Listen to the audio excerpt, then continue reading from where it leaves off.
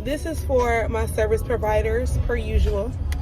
This is your friendly reminder from your good homegirl to remember who you are, remember who your target market is. A lot of the time we get discouraged because money might be a little slow, or we're not getting the traction that we're either used to having or expecting to have, especially during the slow season, or sometimes we have to be reminded that there's a slow season. But in that, a lot of the times people will feel like they need to drop their prices or they need to run crazy specials, and you're literally working for like pennies on a dollar. Like you're literally working for sweatshop prices at that time. And then we also, a lot of the time, we allow the negative people on social media to tell us what we do and don't deserve. And this is your friendly reminder around the holidays, especially right now, to remember who your target market is. Remember who your ideal client is. Your ideal client is not the lady that wants to offer you $80 for some small knotless, right? There are still clients out there that are looking for you. So during this time in your slow season, what you should be doing instead of offering specials and trying to get people in, because let's keep it a buck. A lot of the time when you offer these specials and they be like super duper low, and you're literally doing triple or quadruple the work for the same amount of time. So where you would normally make, let's just say, because we're not going to throw like crazy numbers out there, but let's just say where you would normally make maybe $50 an hour, you're not making like 12. I seen one girl that was offering, and her work is amazing, and she's a licensed cosmetologist, and she's offering 2 braids for $35. What bill are you paying with that? Like, gas in California is $7 a gallon. What is $35 going to get you? Like, let's keep it a buck. I have 4 children. A bag of cuties used to be $3 and $5 now. Do not let people make you feel bad because you have to raise your prices during inflation just like everybody else does. Because the gas station doesn't care. The grocery store doesn't care. Target doesn't care. Walmart doesn't care. The beauty supply store does not care. So what you should be doing, or I don't want to tell anybody what they should or shouldn't be doing, but I'm going to say what I normally do. During that time, anytime I have a free moment, or business starts to kind of slow down a little bit, that's when I take that extra time to sew back into my business. That's when I take that extra time to work on things on the back end. So for instance, when is the last time you updated your booking site? When is the last time you updated your pictures on your booking site? Like if you have Acuity, you can upload pictures for each service. If you have like StyleSeat or Bookseat, you can upload a gallery of photos. When is the last time you did that? Do you still have the same pictures from 2018? Girl, your work has improved since then. And that may also be a reason why some people that find you on those sites be like, oh, I'm not paying this much for that, because you got your 2023 prices, but you got a picture from 2017.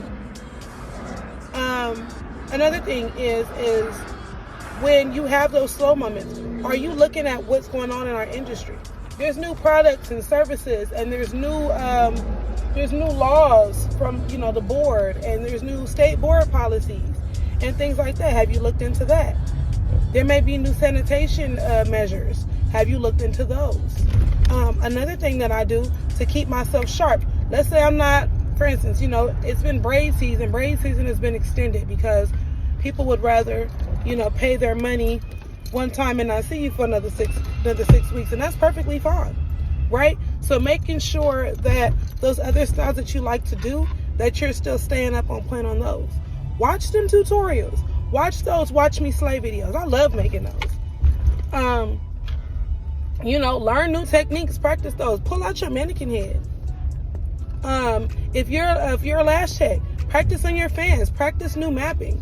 Use your dummy head. If you're a makeup artist, when I was going to makeup school, I literally used to just sit in the house when I had nothing to do. I would just sit in the house and practice makeup looks on myself. And here's another tip. When you're doing this stuff, record it. Put it on YouTube. Put it on TikTok. Put it on Instagram. Do y'all know y'all get paid for that? These places, these platforms will pay you. There's never a dull moment. Get into product reviews. If you're not, if you guys are not if you don't have a brand deal right away, that's fine. Use what you already have in the house. Y'all, look, this is my favorite spritz. I love this spritz. I use this for ponytails. Let me show you how I do it. Or this is my favorite concealer. I've been using this concealer for a while. Let me show you the difference between this concealer and the one I was using before. Y'all, this is my favorite lash glue. Let me show you the difference between this lash glue and the one I was using before. Or this product just came out and I've been dying to try it, and I finally got a client that to come in and let me practice on her. Boom, let me show y'all what I did. Let me show y'all how it came out. People love a storyline. People love to hear about what you're doing. And honestly, it makes people want to support your business even more because they see that work that you're putting in on the back end. A lot of the time, because Instagram and those places are only like a so many minute long or so many second long clip, people are making assumptions off of those couple of seconds and they don't really know you. So that's another thing, is like when business is slow, take that time to reconnect with your internet community, reconnecting with your clients. This is the time where you should be listening. One of the things that I do, and my clients know about this, but I've never said it publicly, is I go and read other people's reviews. So for instance, like it may be a really popular stylist that I like and I love her work. If she has a Stylesy or a Booksy or some kind of website or booking site where she has reviews, I go and read her reviews. And I don't do this to be messy. I actually do this to make sure that I'm on my P's and Q's, right? So it may be a client that says, I love her work, and when she came in, she started on time and she offered me refreshments and she just made me feel really comfortable. Even if I feel like I'm already doing that, that makes me go back and go, okay, you know what, that last client yesterday, I didn't offer her a water. I have a whole snack card sitting next to me, but a lot of time people won't even touch it because I haven't said, hey, this is for you guys. It's the little things like that. So instead of you taking that slow time to complain, because I see a lot of reels complaining about it, or those, oh, well, I should go get a job. Use that to sew back into your business. Every industry has a slow season. But in that slow season, take that as, ooh, I got extra time to work on this right here. I got extra time to revamp my website. I got extra time to revamp my booking site. I got extra time here to, update my policies and procedures. Work on your wording. Because listen, some of us scare clients away. We mean well, but we scare them away just because we sound like bullies in our policies and procedures. So there's things like that. So take your slow moment and go and be excited about that slow moment, because now you have extra time to work on something else. Don't look at that slow moment from a place of lack or a place of like, oh, I don't know what I'm going to do. I don't know how I'm going to pay for this. Let God take care of that.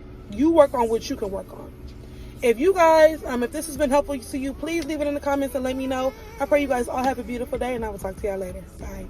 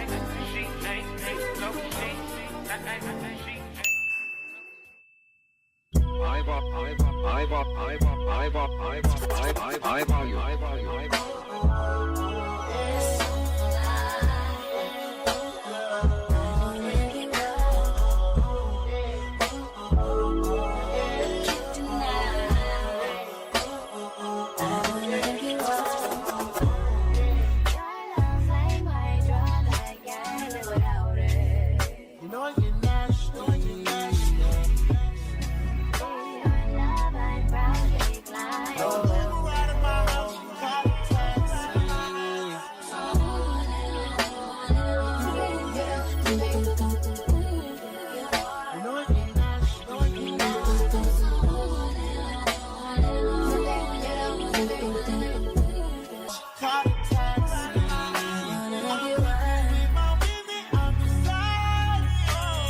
Call me to your crib and I'll slide. We can't just be talking about it. I want you to decide it. We can't just be cautious about it. I wanna get wild. Take me for a ride, boy. Show me your wild side, boy. Know it's been a while, boy. I wanna get wild.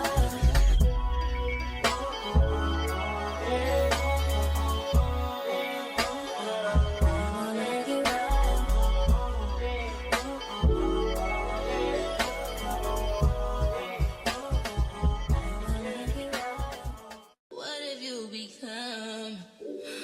Matter of fact, nah, that's what you've been. I was blind, I was in it, I was bad.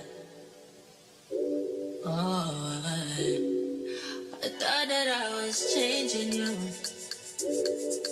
I can't believe I faced you. You know your mama ain't raised you like that. Look at your behavior, that's what she is ashamed of you, damn. Look at what you become, matter of fact what you've been.